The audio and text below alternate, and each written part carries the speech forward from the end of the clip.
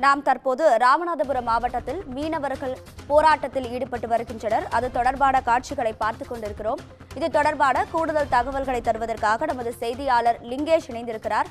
வணக்கம் லிங்கேஷ், போராட்டத்து குறித்த தகவல்களை சொல்லுங்க.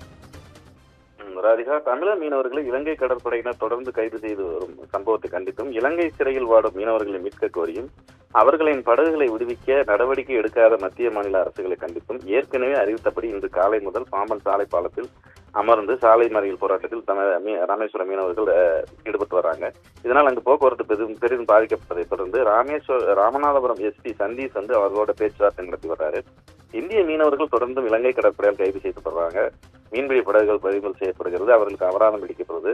இது தொடர்பாக மத்திய அரசு இலங்கை அரசுடன் பேச்சு நடத்தி தமிழ்நாட்டு மீனவர்கள் படகுகளை விடுவிக்க நடவடிக்கை எடுக்க வேண்டும். மேலும் தமிழக மீனவர்கள் தங்களது பாரம்பரிய மீன்பிடிப்பு பகுதியில் மீன்பிடிக்கும் போது இலங்கை கடற்படையினரால் கைது செய்யப்படும் சம்பவங்கள் அதிகரித்து வருவது மீனவர்கள் மத்தியில் கவலை அளிக்கிறது.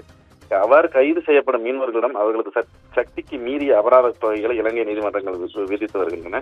அதோடு மீனவர்களையும் அவர்களது மீன்பிடி படகுகளையும் இலங்கை அதிகாரிகள் இதுபோன்று கைது செய்வதை தடுத்திட உறுதியான நடவடிக்கையை மேற்கொள்ள வேண்டும் என தொடர்ந்து வலியுறுத்தப்பட்டு வருகிறது.